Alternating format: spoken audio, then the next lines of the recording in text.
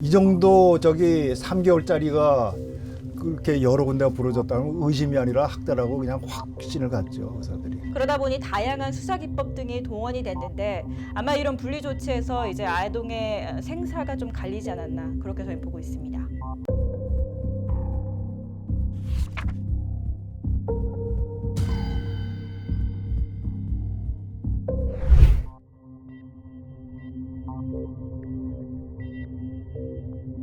네, 두 사건 모두 흡사한 점이 굉장히 많았습니다. 좀 가장 두드렀던 점은 이제 피해 아동의 나이가 굉장히 어렸다는 점입니다. 숨진 정인이 같은 경우는 생후 16개월이었고 군포 피해 아동의 경우는 생후 3개월이었습니다. 태어난 지 사실 얼마 안 됐고 또 본인의 의사를 스스로 전달하기 어려운 나이인 만큼 피해 사실을 증언하는 데 좀 어려운 상황이었습니다. 이런 경우에서는 부모가 아동학대를 전면 부인하는 경우 좀 증명하기가 어렵다는 점이 있습니다. 정인이 같은 경우는 온몸에 좀 푸른 멍이 곳곳에서 발견됐고 또 상처가 여러 곳에 있었습니다. 이에 대해서 이제 친모와 친부는 정인이 같은 경우 특이하게 몽고반점이 좀 많이 생기는 체질이다. 그리고 아이가 아토피가 매우 심한데 이를 긁어서 생긴 상처가 난 거다. 이런 식으로 좀 둘러댔었죠. 또 군포 3개월 아기 같은 경우에도 온몸의 뼈가 다 부러졌고 거의 뇌출혈에 심한 영양실조까지 있었습니다. 근데 이에 대해서 부모는 아이가 체질적으로 좀 뼈가 잘 부러지는 체질이다. 어떤 희귀 질환이 있다. 그리고 병원에서 예방접종을 맞았는데 이게 어떻게 좀 부작용이 생겨서 아이 몸이 부은 거다. 이런 식으로 좀 빠져나갔었습니다. 세 번째 공통점은 이 두 케이스 모두 병원에서 학대 의심 신고가 들어갔다는 점입니다. 정인이 같은 경우는 여러 차례 좀 의심 신고가 들어왔는데 정인이를 진찰한 소아과 전문의가 입안에 생긴 상처 그리고 이쪽 허벅지 쪽에 생긴 멍 그리고 또래 아이들에 비해 너무 왜소한 몸 상태를 들어서 학대 의심 신고가 이루어졌습니다. 군포 아기 같은 경우에도 온몸에 10곳 넘는 뼈가 부러졌고 또 영양실조 거기다가 이제 두개골 골절에 뇌출혈까지 보이니 이거는 학대 의심 신고가 아니라 거의 학대가 확실하다는 식의 이제 신고가 들어왔습니다. 사실 이제 이 지점에서 두 사건의 달랐던 점이 좀 보입니다. 먼저 경찰과 아동보호 전문기관의 이제 신고 직후 대처 모습이었습니다. 먼저 정인이 사건 같은 경우는 경찰과 아보전은 친부의 해명을 더 신뢰했습니다. 반대로 군포 3개월 아기 같은 경우는 신고 즉시 경찰과 아보전이 부모와 분리를 시켰습니다. 아마 이런 분리 조치에서 이제 아동의 생사가 좀 갈리지 않았나 그렇게 저희 보고 있습니다.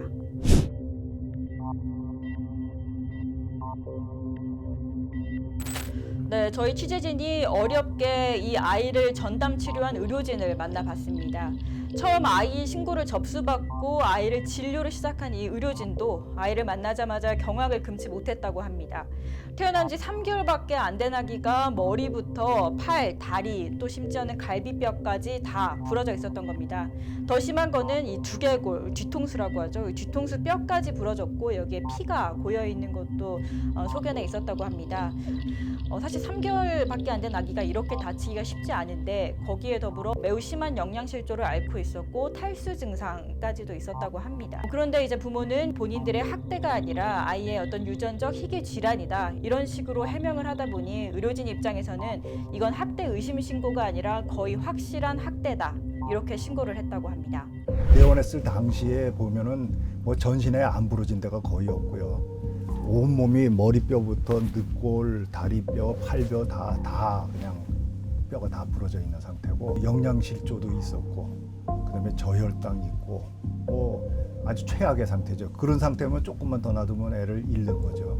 보면 갈비뼈 뭐 이런데 여러 군데 있는 것들이 시기가 다 틀려요. 그래서 뼈가 부러진 시기를 아는 거는 부러지고 나면 뼈에서 이제 진액이 나와서 새 뼈가 형성되기 시작해요. 그 손상된 시기가 다 틀린 거 봐서는 자꾸 부러지고 또 회복되면서 또 부러지고 이랬단 얘기죠. 이 정도 3개월짜리가 그렇게 여러 군데가 부러졌다는 의심이 아니라 학대라고 그냥 확신을 갖죠, 의사들이. 자연적으로 일 수 있는 건 제로예요. 제로.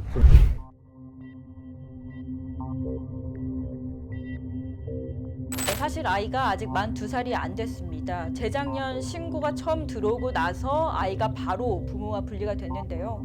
그러면서 이제 단기 보호시설인 쉼터에서 약 8개월가량 머무르면서 병원 치료를 받았습니다. 다행인 건 이 8개월 동안 아이가 전담 치료를 받으면서 상태가 많이 호전됐다는 점이었습니다.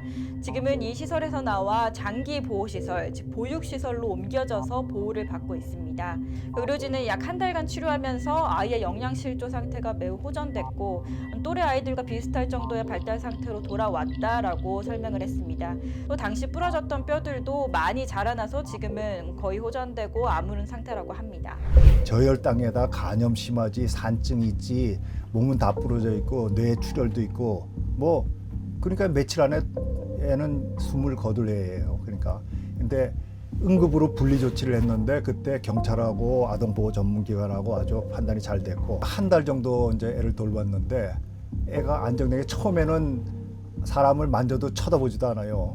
쳐다보지도 않다가 점점 하니까 한 일주일 되니까 살짝 눈을 맞췄다 말다 하다가 한 달 키우니까 아주 빵긋빵긋 웃고 그래서 완전히 치유가 됐어요. 잘 걷고 돌발이 잘 자라고 있네. 잘 자라고 있어요. 그래서 그걸 하고 있고.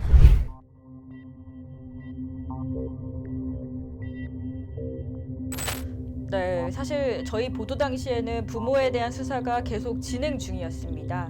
사실 1년 넘도록 학대를 부인하다 보면 수사기관에서도 이를 증명하기가 매우 까다롭고 어려운 경우가 많습니다.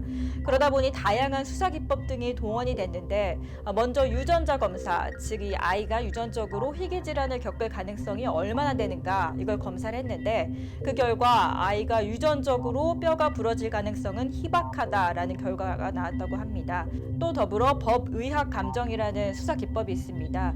이제 아이의 상처, 뼈가 부러진 정도 이런 것들을 미루어 보아 구체적으로 어떻게 학대가 진행이 되었고 어떤 방식의 폭행이 이루어졌을까를 반대로 추적해내는 방식입니다. 세 번째로 부모의 심리 그리고 부모의 행동 분석을 통해서 현재 상황이 어떤지를 정황 증거로 파악을 했다고 합니다. 이런 여러 가지 수사 기법 등을 통해서 친모 그러니까 아이의 엄마에 대한 구속 영장이 지난달 발부가 됐던 겁니다. 아이 엄마는 사실 1년 넘게 계속 학대를 부인해 왔는데 이제 구속이 되면서 처음으로 학대를 인정했다고 합니다. 다소 충격적인 좀 진술들이 나왔던 걸로 알려졌는데요. 태어난 지 3개월밖에 안 된 아이가 계속 울고 잠도 자지 않고 칭얼대자 이를 참지 못하고 발로 밟는다든가 좀 팔을 잡아 당긴다든가 분유를 먹이지 않는 등의 방식으로 학대를 해왔다고 좀 털어놨습니다. 사실 이 친모는 학대 사실을 증언하면서 두 딸을 양육하는 과정에서 산후우울증이 너무 심했고 또 경제난이 좀 심해지면서 우울증이 극심하게 찾아왔다며 해명을 했다고 합니다.